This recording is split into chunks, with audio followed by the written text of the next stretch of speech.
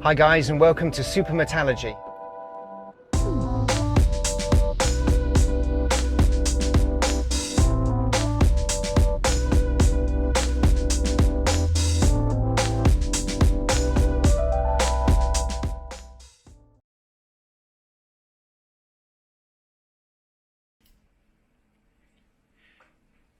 Good morning from a very wet and windy and cold England.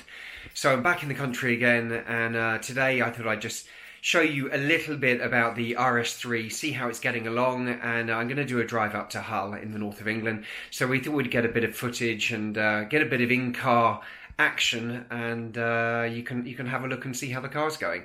So it's been a year. I got it on March the 1st 1 year ago, so 2018 Audi RS3.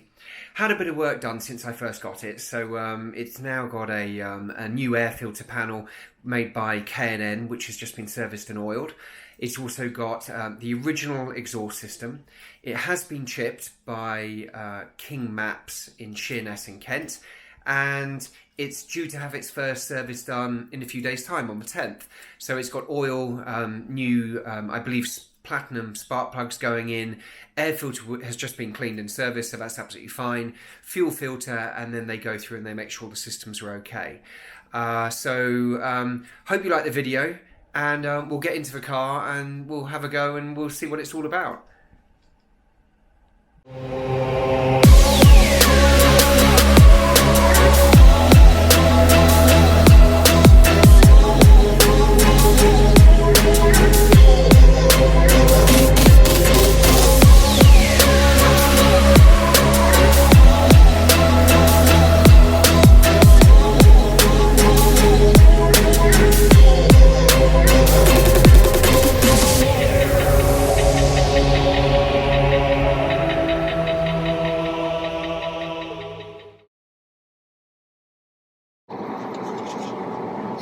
Okay, so we're now in the Audi RS3. So if you haven't seen the videos beforehand, a little bit of background is this car is 2018. It was March 2018, brand new, and I purchased it from Bexley Audi in sort of the depths of South London or Kent.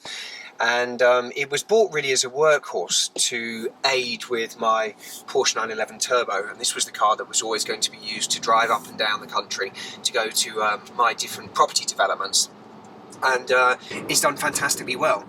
So the car has now covered about 15,500 miles. It's not even due for its first proper service yet, but it is going to be serviced shortly because I'm concerned about the length of time. So normally I've always had cars that are serviced every sort of 5,000 miles or 12 months, sometimes 10,000, but this particular car is 20,000, I think it's 24,000 miles. It's a huge mileage to do on a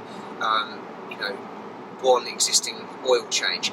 It has just flashed up and said 500 miles its first oil change, which I was really pleased about. So it's going to be booked in on the 10th, a few days time, and it's going to have Mobil 1 oil. It's got a uprated panel air filter from K&N, which has already been washed and degreased, and then it's been re-oiled.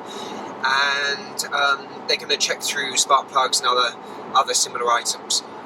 But it's running perfectly, so there's no problems whatsoever. So I've got it in dynamic mode, and actually I can see an Audi coming screaming up on my inside. I'm on the outside in a 60 zone, and she doesn't seem to care about speed limits at all. But that's absolutely fine. That's down to her. But I'll put it into sport, and I'll show you how this thing goes. And hopefully the camera that's facing towards the road isn't going to be too shaky. So if I kick it down, so it's 4th gear. And actually I just hit the speed limiter that I'd set, so it goes really well. I mean, it is quicker than the original Audi used to be. It's running well over 400 horsepower now. Standard from the factory, this got 400 horsepower because it was the newer engine, so it got slightly more horsepower than the original engine. Ticks over beautifully, runs in traffic beautifully, and it goes down a motorway perfectly. So at the moment it's cruising in sport in 6th gear. I'm doing just under the speed limit. I'm doing 63, 64 miles an hour, and it's effortless. Really great machine.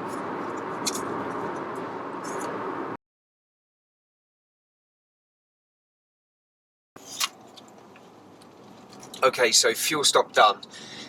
Quite thirsty, this car, so it's been averaging about 18.5 miles to a gallon. So it isn't the cheapest car on fuel. Okay, so let's just get out of this side turning.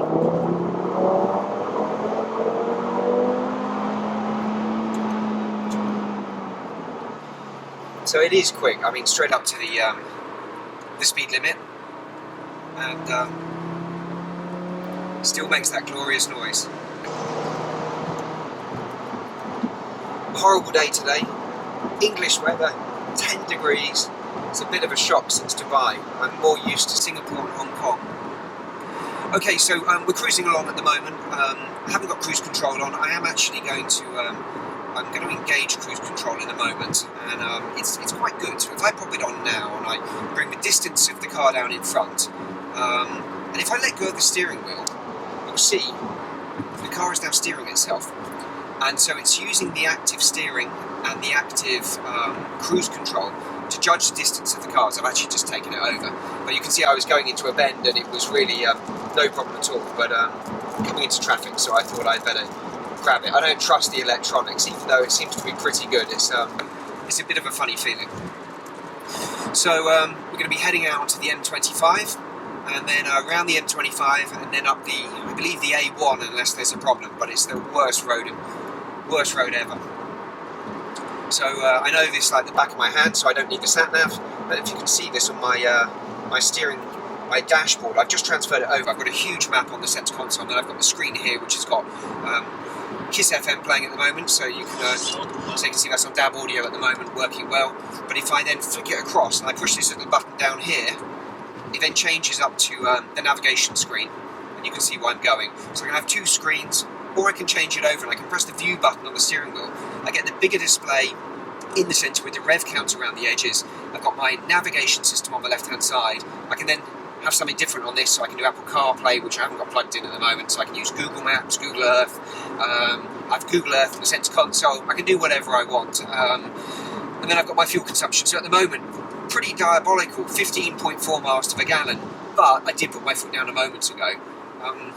It's not great. I mean, I fill it up and it puts in about 300 miles in the tank, and it's costing me, with English fuel prices, about £62 if I let it go down to 2 bars when the red light flashes on, and that's lasting me probably 280, 300 miles, but I have to drive it sensibly.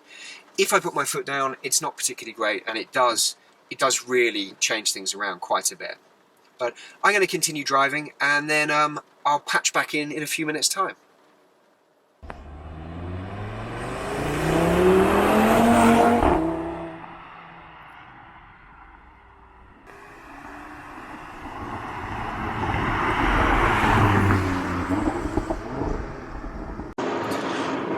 Okay, so we've got a speed camera coming up, but then we can have a bit of a play with the exhaust. So we'll just get through this speed camera, and you'll be able to hear this. I've got the rear windows down, so you can hear this. And,